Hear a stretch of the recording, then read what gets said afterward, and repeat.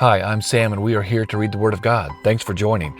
Today we'll be in the book of Jonah. It's chapters 1 through 4, which is the entire book. We'll read in the English Standard Version.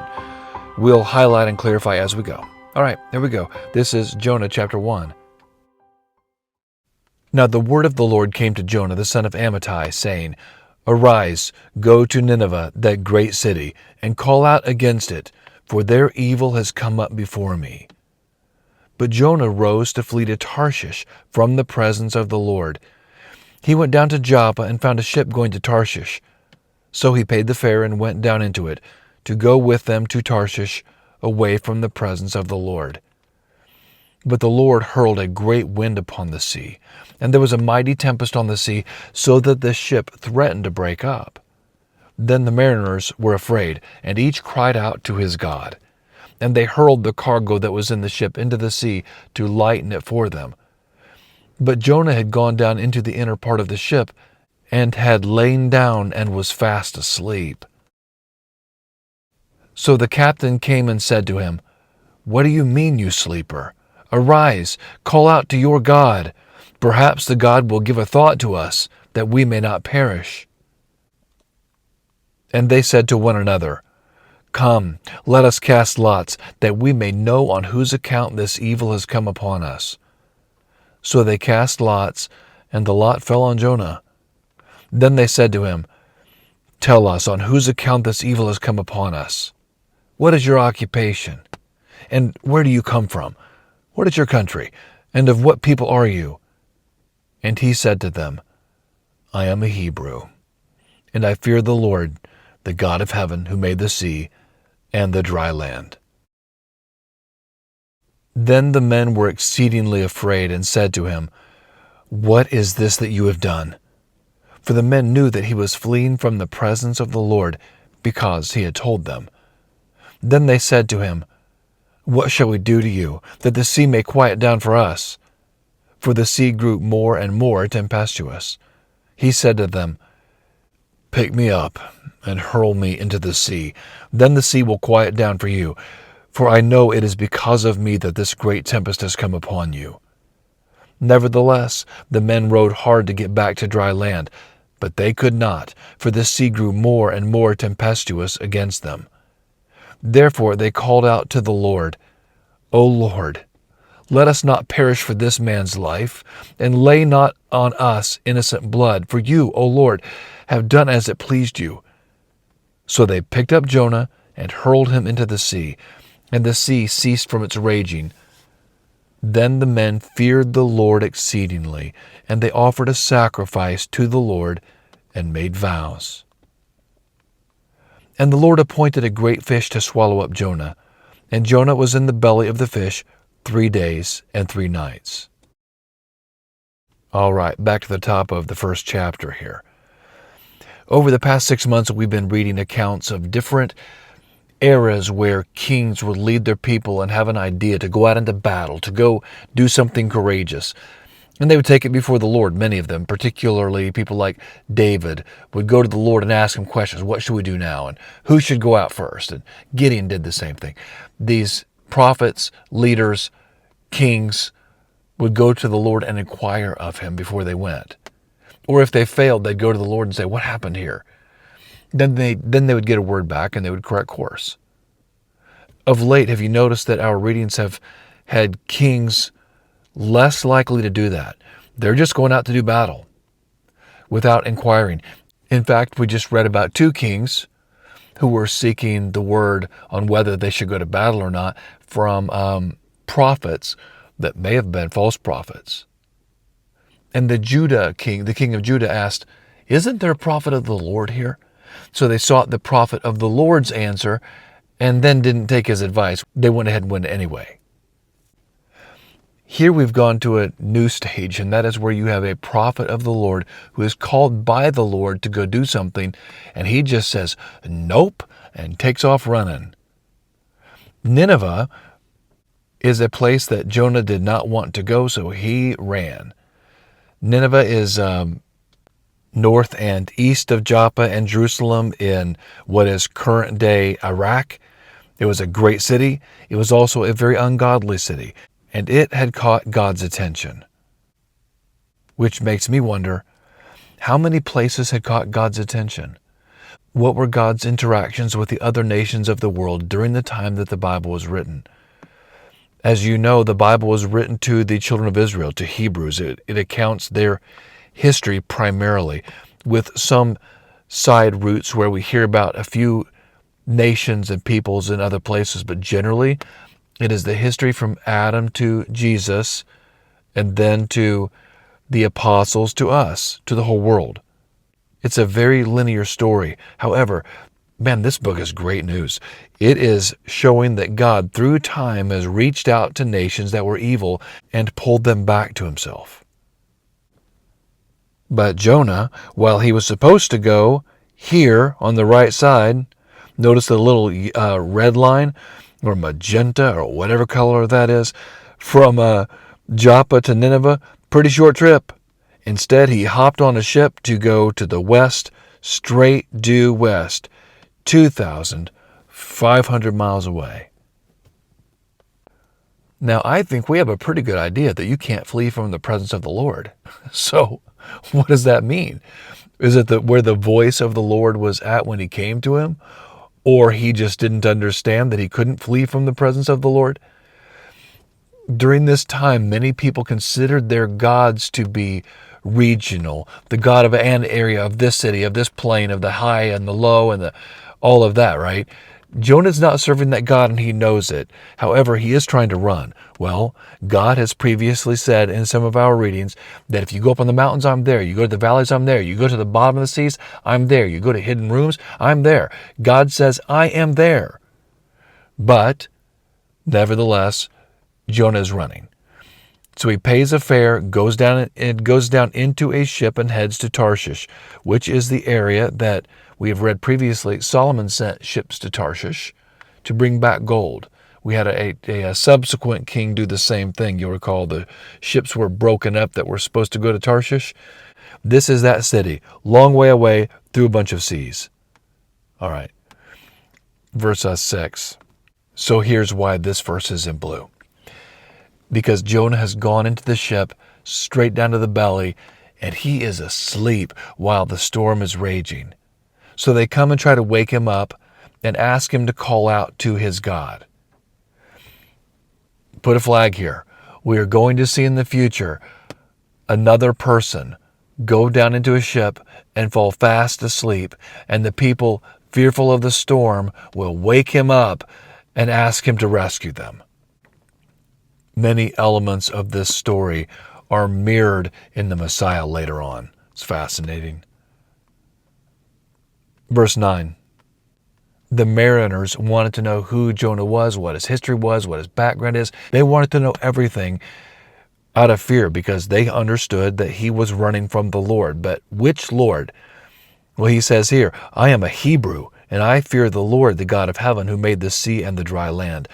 Well, this made them exceedingly afraid, and I would just note that they were afraid for a reason, because the name and reputation of God preceded him. They, again, each had their regional gods, their gods of this and that, of the water, of the sun, whatever they were worshiping. Jonah lets them know that he serves the God who made it all. This is not a regional God. This is God. Capital L, capital O, capital R, capital D. That is Yahweh. They have heard of Yahweh because of the victories in battle and the like. Then they are terribly afraid. Now notice verse 14. These men cried out to the Lord. That means they cried out to Yahweh. And they have a prayer with Yahweh. O Yahweh, let us not perish for this man's life, and lay not on us innocent blood, for you, O Yahweh, have done as it pleased you. These sailors have come to know the Lord. That is incredible. Verse 16, then the men feared the Lord exceedingly, and they offered a sacrifice to the Lord and made vows. So these ungodly men who have been serving false idols have turned their hearts to the Lord. So Jonah is not on mission for the Lord. He's running, and yet people are being saved. Chapter 2. Then Jonah prayed to the Lord his God from the belly of the fish, saying, I called out to the Lord out of my distress, and he answered me. Out of the belly of Sheol I cried, and you heard my voice. For you cast me into the deep, into the heart of the seas, and the flood surrounded me. All your breakers and your waves passed over me. Then I said, I am driven away from your sight. Yet I shall again look upon your holy temple. The waters closed in over me to take my life. The deep surrounded me. Weeds were wrapped about my head. To the roots of the mountains I went down, to the land whose bars closed upon me forever. Yet you brought up my life from the pit, O Lord my God. When my life was fainting away, I remembered the Lord, and my prayer came to you into your holy temple. Those who pay regard to vain idols forsake their hope of steadfast love. But I, with the voice of thanksgiving, will sacrifice to you. What I have vowed, I will pay. Salvation belongs to the Lord. And the Lord spoke to the fish, and it vomited Jonah out upon the dry land. All right, back to the top of chapter 2, only a couple of verses highlighted here. Verse 4, Jonah said, I am driven away from your sight, yet I shall look again upon your holy temple. Where is Jonah at the moment he said this? He is in the belly of the fish. Notice the confidence in God. He said, I am driven away from your sight, yet I shall again look upon your holy temple. In other words, I'm coming out of this monster. That's some faith. Verse 6, to the roots of the mountains I went down, to the land whose bars closed upon me forever. Yet you brought up my life from the pit, O Lord my God. To the roots of the mountains would be underwater mountains. The bottom of the ocean is covered in mountains and valleys and trenches. Apparently, Jonah was drug deep and fast. Obviously, your breath wouldn't hold out very long. He was drugged to the bottom where a large fish, a leviathan, a whale, I don't know what kind of fish it was, a ginormous fish ate him, swallowed him. And now he is in the belly of this whale praying to the Lord from a place that should have been hopeless, which means there is no place that is truly hopeless if our hope is in the Lord. So the Lord rescued him and set him back on dry ground. Chapter 3. Then the word of the Lord came to Jonah the second time, saying, Arise, go to Nineveh, that great city, and call out against it the message that I tell you. So Jonah arose and went to Nineveh, according to the word of the Lord.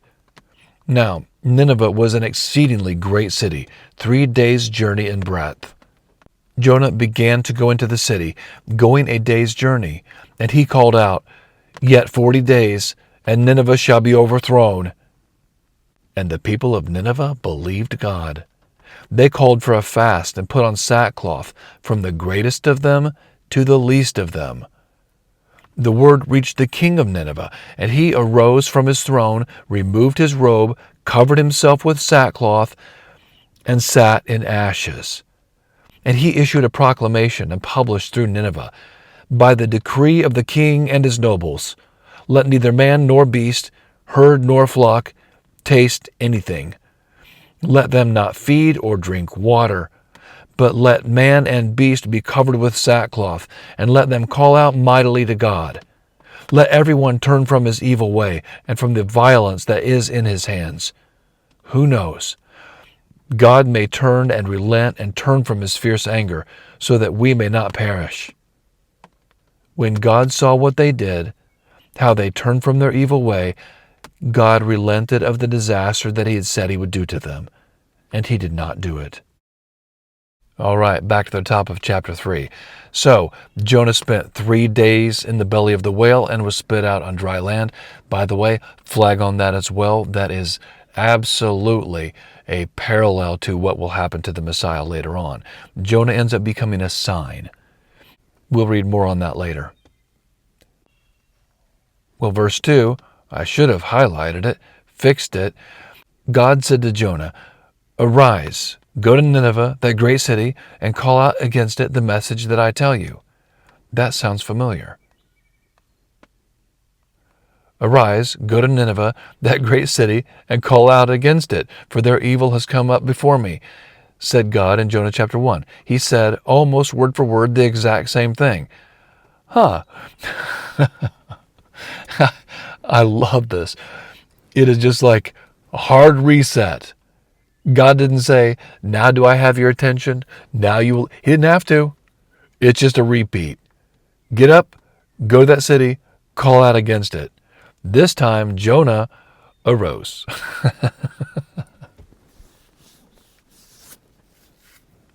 According to the word of the Lord, with obedience. Now, Nineveh is an exceedingly great city, 3 days' journey in breadth. The English Standard Version, among versions, translations that I've looked at, is the only one that uses this 3 days' journey in breadth. They typically will say 3 days' journey or 3 days' journey throughout it, etc. People walk about 3 miles an hour. If you were to walk 8 hours a day, that'd be 24 miles. In 3 days, that'd be 75 miles across. The region of Nineveh may have been that large. It and the outlying areas, it might have encompassed kind of a metropolitan area. It is exceedingly great, but it was definitely a influential, large, important city of the time, which, by the way, was wicked and a place that Jonah, a Hebrew, did not want to go to. Verse 6, Jonah is going around through this city proclaiming the word of the Lord that the city is going to be destroyed in 40 days. The word reached the king of Nineveh. This would have been Sennacherib, I believe is his name. And he rises and tears his clothes, or at least removed them, and covered himself with sackcloth and sat in ashes. We've seen many of the Hebrews do this over time. I think we've shown a picture or two of that. What that looked like? This showed utter humility, which is before the Lord. Now look what he does. By decree of the king and his nobles, let neither man nor beast, herd nor flock taste anything. So he calls a fast for himself, for all of his men, and for the animals. We have not seen anybody else in the Bible so far go on a fast and also make their animals go on a fast. I mean, this guy meant it. No food, no water. At the end of 3 days, a beast would be just about dead. He covered man and animal in sackcloth. That's right, they were throwing sackcloths on the animals and let them call out mightily to God. Well, that is the physical manifestation, but there is also a spiritual one here. The king tells the people to get their hearts right too, and to stop being naughty, and to stop killing each other, stealing, raping, robbing.